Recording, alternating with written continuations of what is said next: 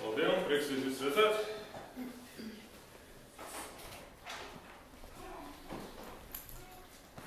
Kā jums iet, visiem pēc? Mēs te tikko atnācām no publiski nožēlot grēkus. Tā ir arī vieta draudzē, kur publiski nožēlot grēkus. Jā.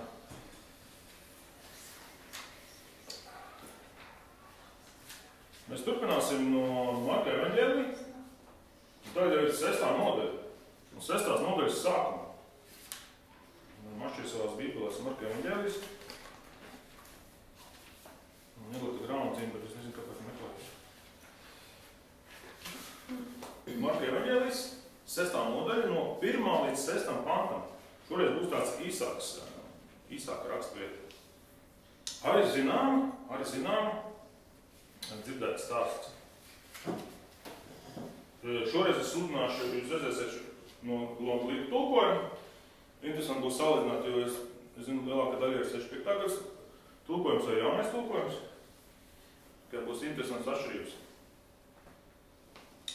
Un viņš no turienes izgāja un nāca sava tēva pilsētā. Un viņa mācekļi viņam gāja līdzi. Un, kad sabats nāca, viņš iesāka sinagogā mācīt. Un daudzi viņu dzirdēdam izbrīnās un sacīja, no kurienes nāk šī gudrība? Un kas tā par gudrību, kas viņam dotu? Un kā tāda brīduma notiek caur viņu rokām? Vai viņš nav amatnieks? Marijas dēls un Jēkabu un Jāzepu un Jūdas un Sīmeņa brālis? Vai viņa māsas nav šeit pie mums? Un tie ņēma apgrēcību pie viņa. Bet Jēzus uz tiem sacīja, pravietis nekur nav mazāk cienīts nekā savā tēva zemē un pie saviem radiem un savās mājās. Un viņš tur nevienu brīnumu nevarēja darīt, tikai vienu retiem vājiem viņš rokas uzlika un tos dziedināja. Un viņš brīnījās par viņu neticību un pārstaigāja ciematus visapkārt mācīdams. Līdz 6. pantam. Amen. Tas ir Dieva vārds. Dzirdēts? Ir dzirdēt jā, tādu vietu, jā? Es arī esmu dzirdējis tādu diezgan bieži lieto arī to izteicienu. Tātad, Jēzus nāk sava tēva pilsētā. Kāda ir Jēzus pilsēta? Šajā rakstvietā nav minēts vārds. Jēzus no Nāceretes. Jā, tas ir, šis pašs teksts ir arī paralēlajās vietās. Jā, tātad Lūkas evaņģēlijā un Mateja evaņģēlijā arī viņš ir. Varam paskatīties. Un šoreiz arī mēs no Lūkas skatīsimies, jo Lūkasā ir daudz vairāk rakstīts tieši, ko viņš tur darīja. Tātad Jēzus no Nāceretes. Kas bija Nācerete? Arī pilsēta tur netālu no Galilejas jūras.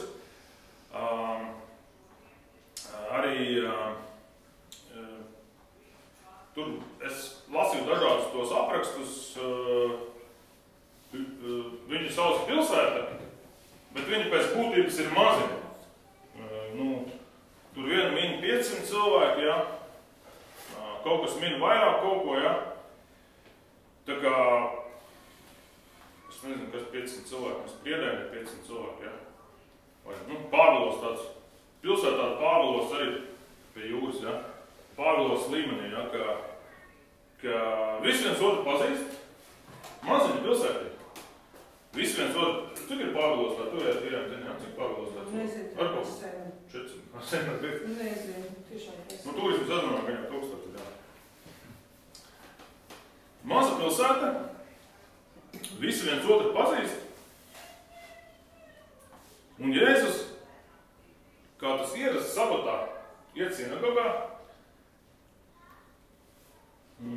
Zinām, tā sinagogas tradīcija, ja ienāk kā ceļojušais rabīns, sludinātājs, tad viņu aicina vieši sludinātājs. Ar citu mēs, kad iesim ciemos šodien pie Ukraiņu kristiešiem, pie ģimenēm, kas sanāk tur aptiekas telpā, aiz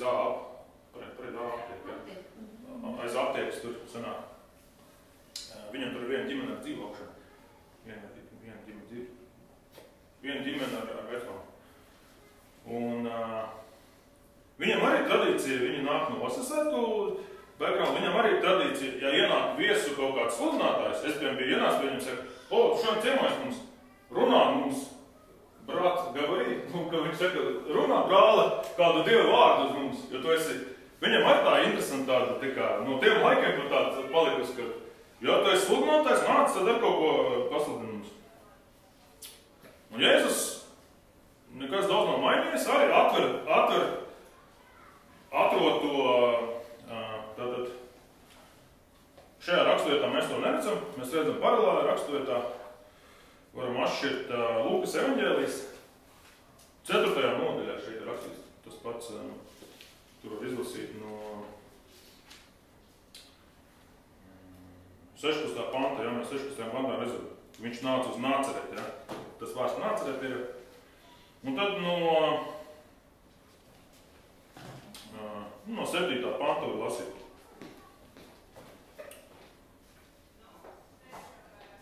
Un viņam deva pravieša Jesajas grāmatu, un grāmatu atvēris, viņš atrada to vietu, kur bija rakstīts. Tālāk ir 18. pants, ja. Un es gribu atšķirt to vietu, ko viņš lasīja. Mums arī tā pati grāmata, mums arī vecā derība. Mēs arī varam izlasīt to pašu vietu. 18. pantā turpinās tā pati vieta, ja? Tā ir no Jesajas grāmatas. 61. nodaļas, 1.2. pants. Jēzus atver.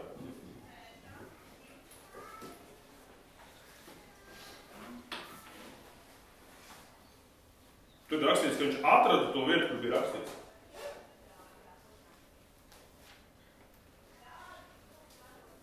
Mēs zinām, ka toreiz viņiem nebija grāmatas, ja tas ir tulkojums grāmatas, toreiz bija ruļļi, ja. Tas diezgan bija sarežģīti atvērt. Varētu būt, ka viņš pat skatījās 61. nodaļa, ja, tad nebija 1. nodaļa, ja.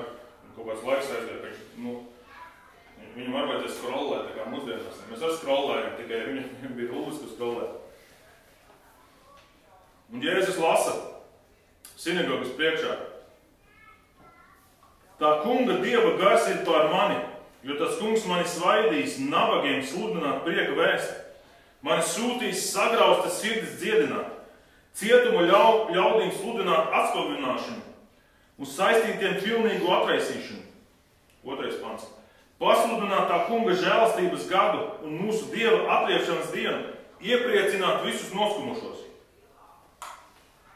Viņš nolasa šos pantus. Mēs redzam šo Lūkas evaņģēlija paralēlajā vietā. Un no 20. panta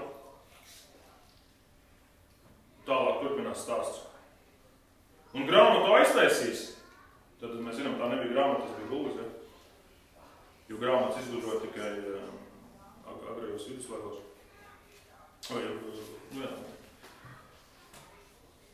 Un grāmatu aiztaisīs, viņš to deva sulainiem un apsēdās. Tulkojums ir vecais lika tulkojums, ja? Un visi, kas tur bija sinagogā, savas acis meta uz viņu. Es nezinu, vai jūs esat, kad ir kaut kas līdzīgs, kas ir mūsu draudzē notiek. Kāds priekšā nostājas, izlasa Dievu vārdu un tad paskaidro viņu. Ja? Mēs arī šo stilu paši vēlamies piekopt, audzināt. Es zinu, viņš nav pārāk populārs, bet arī, ka mēs lasām Dievu vārdu priekšā un viņu skaidrojam. Un visi met acis viņu. Es nezinu, vai es izlasīju Dievu vārdu, jūs kāds metāt acis uz mani, bet tur interesanti, ka viņi tā, kurš ir to gribēja pateikt? Interesanti lieta viņš izvēlējās.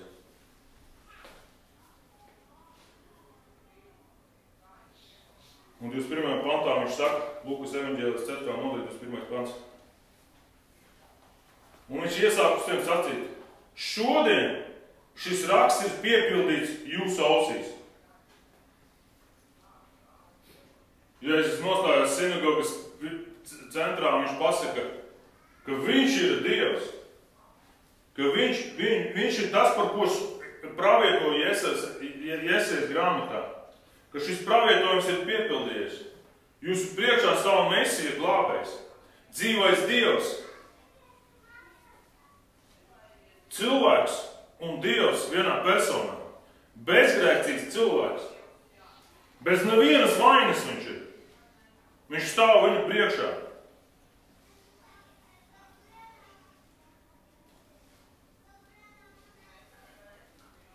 viņš sludina prieka vēsti. Viņš atnāca dziedināt, viņš atnāca atbrīvot, viņš atnāca atsvabināt, viņš atnāca akliem gaismu parādīt. Wow! Vienkārši panties gribētu būt tādā telpā, pats Dievs atnāk un viņš saka,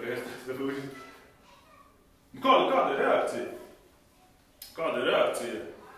Viņa tēva zemē, viņa dzimtajā vietā, kur viņa radi, viņa ģimene, viņa mamma ir tur, viņa brāļi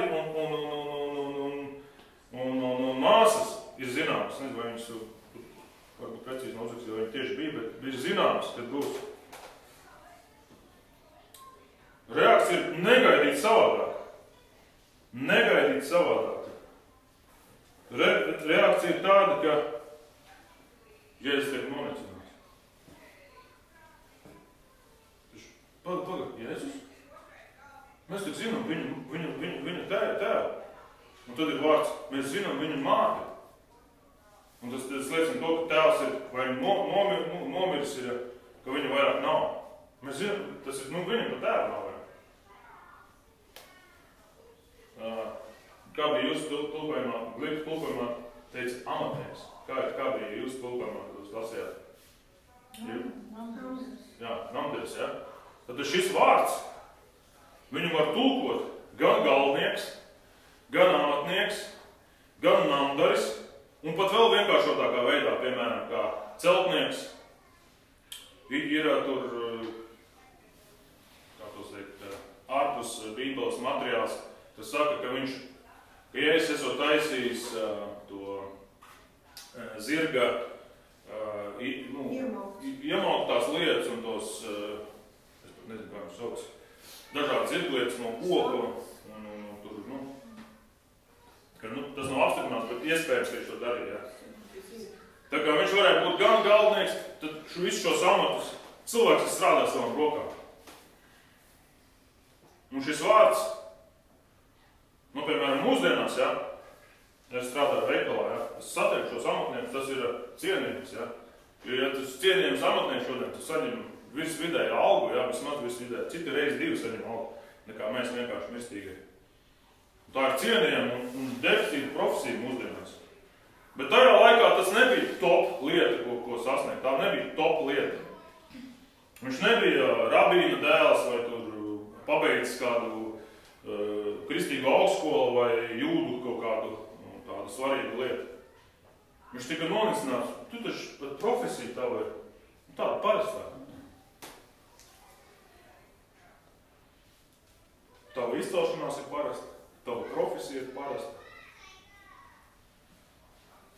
Un tur ir rakstīts, mēs pazīstam tavus brāļus nosaukt vārdā. Un tavas māsas. Ja mēs zinām, ka Jēzus bija pusbrāļi, pusmāsas, tad no Marijas un Jāzepa bija arī. Un mēs zinām, ka pat viņa ģimenē viņam neticēja. Mēs zinām tajā brīdī, kad bija ienākuši, viņa teica, viņi gribēja Jēzu vest mājās. Viņš ir ļoti labi, kad sludina, ļoti labi, kad lieta dažas, bet ej mājās, pietiek. Un viņi ņem apgrēcību. Viņi nonicina Jēzu, viņi ņem apgrēcību. Šis vārds apgrēcība ir, es paskatījos grieķu tajā tulkojumā, ir tāds grieķu vārds. Tāpēc es paņēmu kaut kādu līdzīgs mūsdienām ir skandalizo. Skandāls! Kas tas par skandālu? Kā viņš kaut kāds tur čēlas runā tagad tās? Mēs tak viņu pazīstam jau no mazot. Un viņu nonicina. Un viņš saka šos vārdus. Pravietis nav nekur mazāk cienīgs savā tēva zemē pie saviem radiem.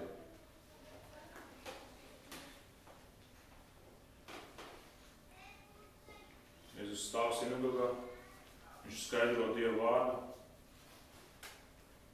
un viņš sauc sevi par pravietu. Pravietis ir tas, kas runā vārdu no Dieva. Lietas nākamās, lietas, kas notiks. Un tad viņš iesāk, es teiktu, tādu grūto skaidrojumu, tādu ne populāro dievkalpojumu, ne, kad viņš sludina patiesību. Un tad mēs redzam, ko viņš sludina Lūkas evaņģēlī, Marka evaņģēlī nav aprakstīts, tur vienkārši bija runā, ka viņš runā. Un viņš turpina skaidrot to, ko viņš bija pateicis. Bet ir no Lūkas evaņģēlijā, 4. nodaļā no 25. panta, viņš paskaidro, ko viņš ar to domāja. Viņš izskaidro Dievu vārdu. Bet tiešām es jums saku, daudz atraitņu bija Elijas laikā iekš Izraēlā, kad debesis bija aizslēgta 3 gadus un 6 mēnešus, ka liels bats uzgāja visai zemē. Un Elija nekļuva sūtīts pie neviena no viņiem, kā vien pie atraitnes uz Sareptu Sidonijā. Elija tika aizsūtīts ne pie izrēliešiem. Un daudz spitālīgi bija pravieši Elīses laikā, iekš Izraēlu. Un neviens no tiem netapa šķīstīts, kā vien Neamans no Sīrijas. Iedomājies, pravieši Elīses laikā. Viens, kas tika dziedināts,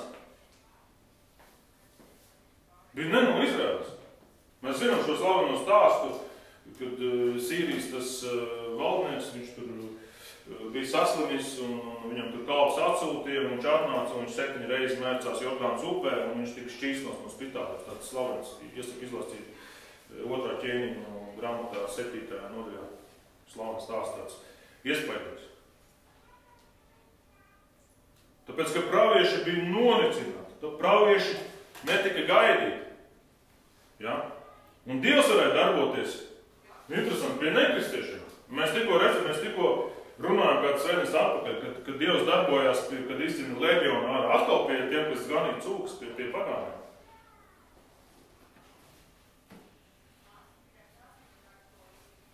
Un šajā dievkalpojumā, šajā sinagogas sanāksmē bija interesants reakcija. Es ceru, ka tāda nebūs nekad mūsu draudzē, kad es sludinu un kādu grūtu patiesību pasaku kaut kādu no Bībeles. Mēs esam aicināti reiz pateikt arī patiesību, kas ir grūta, kas nav tikai Dievs tevi mīl, un tā kā man Jānis teica pirms sākuma, ka mēs dziedam, ka Dievs ir uz īsu mirkli dusmīgs. Vai tas tā ir, vai viņš uz īsāku mirkli, vai kaut kādu, ka mēs varam kādreiz parunāt, cik Dievs ir dusmīgs par kādām lietām, vai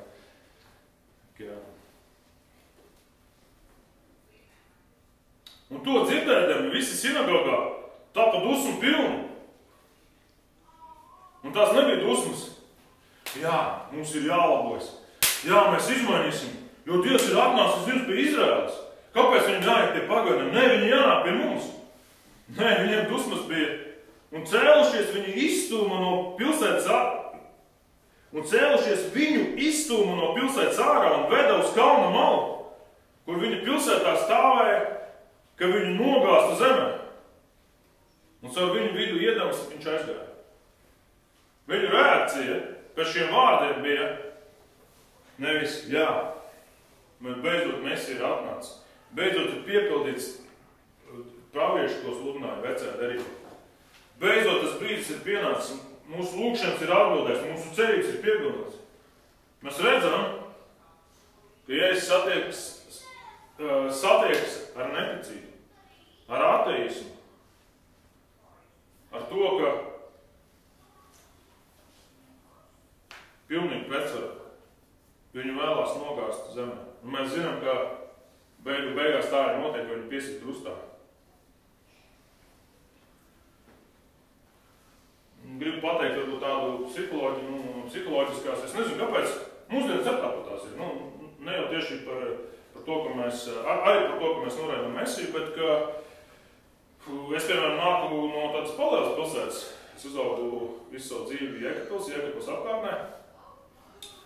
Un es nezinu, kāpēc Kludīga ir vairāk visādi čempioni un visādi slaveni cilvēki. Es nezinu, kāpēc tas tā ir. Kāpēc, ka svētīgi labi vieta. Nu, un es tur satiku, es tāpēc, ka strādāju veikalā, es satieku visus tos cilvēkus, jo viņiem ir naudiņi, vēl kaut kas, kaut ko pērk. Es strādāju kokapstrādes uzņēmumā, kas pārdod ģērbus. Un ienāk tur bronzas olimpiskais, tas olimpiādas bronzas medaļas ieguvējs Miņins, tur pērk ģērbus. Tas Miņins, tā bronza ieguv bobslē, ja? Vai sudraba, bronzas. Viņam pat zelts nebija. Tajā gadā tur visi vājie, bet tas ir vispār nekas nav. Es saku, tur mums ir cik 2 medaļas bija tajā gadā. Citu gadu mums vispār. Tad ienāk pasaules čempions riteņbraukšanā Vanšteiks. Kūdīs. Tur pērko kāds teiks. Tas ir pasaules čempions riteņbraukšanā Vanšteiks. Tajā gadā toreiz viņam paveicās, zin kā viņš tur brauc. Viņš vispār izšķīrās par savas tās Itālijas, zin kā viņš vispār ir cietumā sēdēja 3 mēnešus. Zin kā tas nekas nav. Es viņu pazīstu to futbolistu, kas Latvijas izlasē spēlēja pludmales volejbolā, Gata Roškā, tas spēlēja glābi. Tas jau nav nopietns vispār sportavējs, kas tur. Tas jau vispār nekas nav, zin kā vispār. Ka mēs arī tā kā savus čempionus, tos, kas ir pasaules līmenī ieguvuši kaut kāds panākums, ja mēs tā kā, jā, tur jau nekas tāds īpaši nav, Un arī savās mājās, zin kā, es nezinu, kā jūs, manās mājās ir iesaukumā. Nezinu, jums ir iesaukts savās mājās. Mani sauc par mācītāju, vai mācītājs esi tās pūciņas. Mācītāja kungs, mācītāji, kā. Mums ir mājās, mēs viens otru tik ļoti labi pazīstam, ja? Ka mēs neviļus tā, tā kā, nevar būt, ka, tā kā kaut kā noricinam, vai, es nezinu, kāpēc tā ir psiholoģiski. Šeit ir kaut kas līdzīgs notiek, bet citā kategorijā. Mums arī jāuzmanās, ka mēs nenonicinām savus cilvēkus ar draudzē. Varbūt tev Dievs dod kādu pravietojumu. Kā pravietojumu nomīnīt sēdi? Mēs tev pazīstam kādu pravietojumu. Varbūt tev Dievs atklāja kaut kādas lietas lūkšanas laikā. Ko viņš atklāja? Tur varbūt kad atbrauks Toms. Toms atbrauks vēl dienu, kad mums augustā sludinās. Mārtiņš Balvats pie mums atbrauks. 13. jūlijā atbrauks Edvards sludināt. Mums sastādījām grafiku beidzot, kas brauks sludināt. Mums atbrauks. Tur būs apostoliskā dāvana. Tur mēs redzēsim. Ja? Te mūsēja tur. Ko tu nesti? Kuldīgi no kuldīgas? Kas labs var nākt no kuldīgas? Tā arī iesakties, kas labs. Mums nav jāizbrīnās. Ja mūs nepieņem savā namā, ja mūs nepieņem savā pilsētā, mums nav jāizbrīnās, jo Jēzus arī netika pieņems. Citreiz mūs nepieņem tāpēc, ka mēs kaut kā kļūdamies, kaut kā izgāžamies publiski, kaut kā kāds lietas. Tas paši pēc vainas esmu kādās lietās, bet viņš bija pilnīgs Dievs, bez grēka. Es nezinu, kā viņš uzauga, viņš tad bija bez grēka. Kā viņi neievēroja, ka viņš, bet tāpat nonicināja.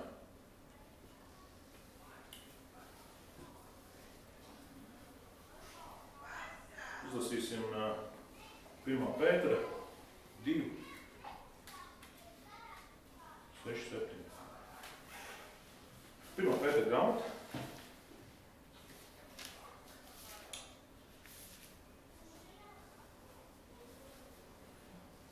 Nodaļa 6, 7.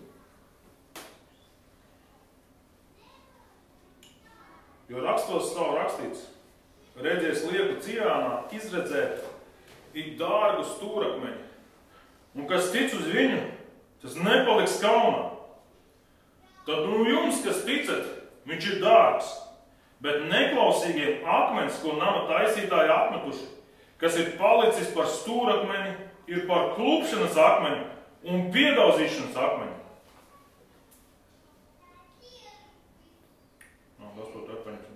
Un tiem, kas neklausīgi būdami pie tā vārda piedauzās, uz ko to arī zem ir nolikt. Kad mēs klausamies Jēzus balsi, kad mēs lasām rakstus, kad viņš mums atbild sapņos, kad viņš atbild mums uz lūkšanām, viņš mums ir dārgs. Bet par pārsteigumu, kad mēs sludinām labo vēsti, kad Kristus sludina labo vēsti, ir ne tikai noraidījums, nicinājums, bet kad pilnīgi pretreakcija, kad mēs neticam, mēs negribam ticēt. Un ne tikai negribam, bet kā piedauzīšanās. Kas tu vispār tāds esi? Ko tu te iedomājies? Ja? Un viņu atmet. Iesaku izlasīt gan apakšā, gan augšā. Tur ļoti tāds vērtīgi, kā otrā nolīta. Un to mēs ieraugam tādu tā kā paternu, tādu likumsakarības, ka kāds ir skats pasaulē uz Jēzu. Jēzus bija labs orators. Labs rakstu skaidrotājs. Labs reliģijas iesācējs. Jā. Ieliekam viņu tajā plaukumā. Pozitīvs, vērtīgas reliģijas iesācējs. Kristīgās vērtības, konservatīvo vērtību tāds pateicējs. Jā. Mums vajag, kas pastāv, Eiropa ir kristīga vērtība. Dievs svētīja Latviju. Un kad vēlējās izmainīt šo himnu, tur bija lielākā daļa, bija visi nekristieši, visi, protams, nobalsoja. Neko neizmainīsim. Jo tās ir labas vērtības. Mēs redzam, kādos plauktiņos grib ielikt Jēzu. Tas ir labs garīgais simbols.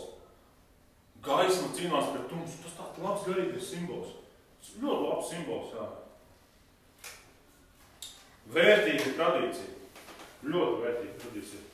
Tur filozofi runā par to, ka ja no sabiedrības izņem kristīgo ticību, ja, kristīgās vērtības, mēs redzam, ka sabiedrībā paliek tāds milzīgs caurums, kur pietrūkst šīs mīlestības, žēlstības, piedošanas, ja, kad pietrūkst. Ja.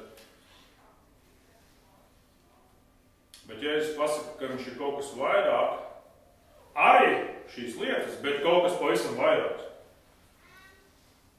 Viņš pasaka, ka viņš ir Dievs, ka viņš ir glābējs, ka viņš ir pravietis. Viņš pasaka lietas, kas būs nākotnē. Viņš pasaka lietas, kas ar mums notiks. Viņš pasaka lietas, ka viņš nomirs uz krustu, pirms viņš nomirs. Viņš pasaka lietas, ka viņš nāks atpakaļ. Viņš pasaka to, ka mums par katru savu vāru, par katru savu lietu, ko mēs darām ikdienā, būs jāatbild. Viņš pasaka, ka viņš ir tas, kas runā patiešo no Dieva. Un mēs redzam pasaules uzreiz ar pa. Viņu izstum no pilsētas ārā, no savas pilsētas. Viņu vēlās ko tu iedomājies? Kāds tu Dievs esi? Es klausījos vienu diskusiju, slavens diskusijas tās. Vienā pusē bija kristieši, tas bija Harvards profesors, matemātikas profesors Lennox. Tas pazīstams, kā jūs esat paklausīt. Tur vienīgi varbūt ir tulkojums krievu valodā. Varbūt latviešu subtitros. Pretī bija ateists arī profesors. Bija profesori, viens matemātikas kristietis un pretī otrs profesors. Un tad tas diskusijas vadītājiem saka, kāda lieta varētu notikt, lai jūs izmainītu savas domas. Viņi prasa tam kristietim profesoram, matemātikas profesoram. Viņš saka, ja es uzzinātu, ka Dieva vārds nav patiesība, tad tas nav autentisks. Viņš saka, tad jā, tad tas varētu, tad, protams, tad jā, tad prasiet tam otram nekristietam ateistam. Ko jūs domājat, kas jūs varat izmainīt jūs domas? Lai jūs sākat ticēt Dievam. Viņš saka, ja es pat redzētu ar savām acīm, uz stāvētu pie krusta un skatītos, ka Jēzus tiek piesist krustā un redzētu, kā tas notiek, es zinātu, ka tās ir halucinācijas, kas man ir. Nekas nevar pārmainīt manas domas. Mani nekas nevar pārmainīt. Un mums ir pārsteigums, ka mēs satiekam šādus cilvēkus. kas, viņi nav daudz, jā, pilnīgi atteiks nav daudz, jā, tas ir ļoti mazāk, bet ir, es arī savā darbā saticu, ka nekas nespēs pārmainīt viņu domas. Ka tā pretestība, tas viss ir tik liels, jā, ka nevar pārmainīt domas. Un tad un viņš saka, viņa arguments ir, es ticu zinātnē, ko tu vari zinātnes pierādīt, ka Dievs ir, ka Jēzus ir Dievs krustā, ka vispār, ka Jēzus ir vēsturiska personība. Tas profesors saka, zinātne, vēsturi ir zinātne, ja? Jā, tad vēsturiski mēs redzam, ka Jēzus ir vēsturiska personība. Nē, tas nav tas simbols, tas tur ir izdomāts, tur halucinācijas. Un tad es domāju par tiem pierādījumiem, kas mums ir tagad. Mēs iedomāsimies, ka tagad mēs atrodam krustu, kur Jēzus bija piesist krustā. Mēs redzam asinis, ja? Mēs varam pārbaudīt DNA kodu. Mēs atrodam naglas, mēs atrodam plīvuru, ja? Citi saka, ka mēs jau esam atraduši to plīvuru. Mēs redzam to geogrāfiju, mēs to visu atrodam. Mēs aizējam uz tiesu, mēs pierādīsim, ka Jēzus ir tur uz krusta nomiris. Pārbaudam DNA. Jā. Vīrietis, ebrejs, aptuveni 30-35 gadu vecs, vesels pilnībā, abrīnojami veselīgs, vidēja auguma, tumšiem matiem ar vārdu. Tas varētu būt Jēzus. Krustu pārbaudam, jā, tiešām 2000 gadus vecs aptuveni tur krusts. Naglas, jā, tāds kā romiešu laikā kalkās naglas. Viņš saka, jūs pierādījumi nedara tiesā, jebkurā tiesā pateiks, šie pierādījumi nedara. Viņš saka, kāds tad ir pierādījums, kas vislabākais pierādījums? Kā varētu zinātnes pierādīt to? Viņš saka, tad jūs tiesām esat bijuši, kāds ir vislabākais pierādījums? Kāds ir tiesā vislabākais pierādījums? Acu liecinieks. Acu liecinieks, tad ir kāds redzējis to? Viņš saka, jā! Labi, ka jūs pateicāt. 500 cilvēki redzējuši, ka Jēzus ir piesists krustā. 500 cilvēki redzēja, ka viņš ir augšā, ka viņš paņems tiek debesīs. Ka mēs aizējam, ka šis ateis profesors aizies uz tiesu, un ka viņš gribēs zinātnes kaut ko pierādīt. Viņš atklās, ka ir lietas, ko nevar pierādīt zinātnes, vai acu liecinieku, kas ir vislabākais pierādījums, visdrošākais kādā veidā. Mēs bieži arī pēc tam tur atrod slepkavu, jā, ierocis, cilvēks nomiris, asinis pa visu istabu. Jūs redzējāt, ka viņš nogalināja? Viņš varbūt iegāja tikai. Nē, viss, nekāda pierādījuma nav, viss, viņš iet mājās. Un tad mēs, kā tad, mēs filmā sēžam, kā tad tā var būt, un ceram uz kādu labu rezultātu. Acu liecinieks ir labākais pierādījums. Mēs zinām, ka 500 cilvēki redzēja Jēzu augšām celšanos. 500 cilvēki, viņš redzēja, ka viņš un mums pat ir precīzs apraksts no 4 autoriem acu lieciniekiem, kas viens otru paskaidro. Mums ir apraksts, kas atklāja kaut kādas nepareizas lietas. Ja mēs būtu vēlējušies safabricēt reliģiju, mēs gribētu parādīt, ka mūsu reliģija ir labākā. Mēs nebūtu sludinājuši kā šodien. Ja es aizgāju savu dzimto pilsētu, un tur viņi gribēja nomest no klimta. Ja šī būtu feikā reliģija, mēs teiktu, ja es aizgāju savu pilsētu, protams, viņi visi tur uz rokām nesāt, zin kā, viņš ir paša labākā reliģija. Nē, jo cilvēki negrib pieņemt patiesību.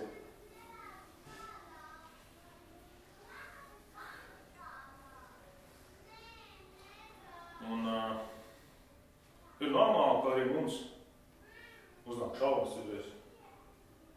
Varbūt tas, ka es ticu, ka Jēzus ir dzīvais Dieva dēls, varbūt tas ir iedomājums. Viņš vienkārši bija labs tāds cilvēks, labs orators, labs pozitīvs, vērtīgs reliģijas iesācējs. Ko jūs tur iekarst? Kāpēc man jālūdz par saviem tuviem? Kāpēc es varbūt vajag nomierināties? Vai tas ir tāda laba reliģija, tāda laba tradīcija, kaut kas pozitīvs.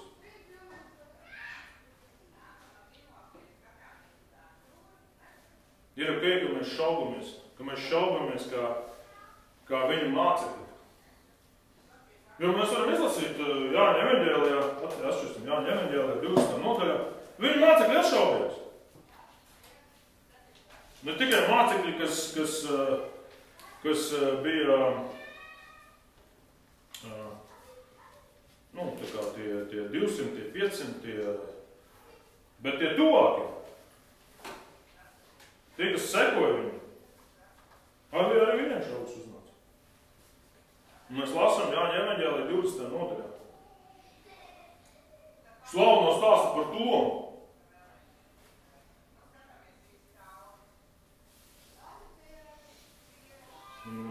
Viņa mācekļi saka, Kristus ir augšām cēlēs, mēs viņu redzējām. Toms saka, nevar būt. Ja es ielikšu savas rokas, viņa rētās, tad es tikai ticēšu. Un ir interesanti, ka Kristus nenoliecina to. Viņš nesaka, kur tev šaubas tāds radās? Kā tev varēja rasties šaubas? Kā tu varēji nezināt? Kā tu varēji to nezināt? Viņš viņam prasa no 27. Varam izlasīt no 27. panta. Jāņa evaņģēlijas 20. nodaļa no 27. panta. Es domāju, līdz pašām beigām. Un pēc tam viņš saka uz Tomu. Stiep šurp savu pirkstus un aplūko manas rokas un sniedz šurp savu roku un liec to manos sānos. Un neesi neticīgs, bet ticīgs. Toms atbildēja uz viņu un sacīja: Mans kungs un mans Dievs! Mēs redzam, kā šo pārvērtību, ja? Ka viņš Toms ierauga, ka tas ir mans kungs, mans Dievs, manas dzīves priekšnieks. Viņš ieraudzīja, ka viņš ir glābējs, ka viņš ir Mesija.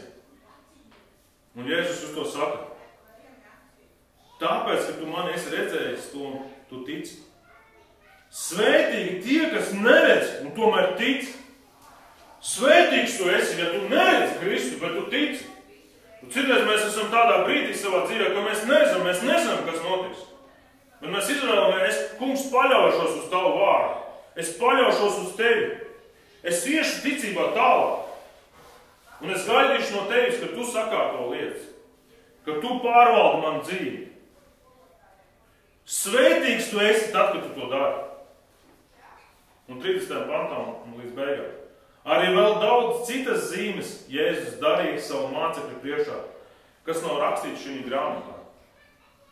Bet šis ir rakstīts, lai jūs ticat, ka Jēzus Kristus, Dieva dēls, un lai jums, kad jūs ticat, dzīvība iekš viņa vārdu.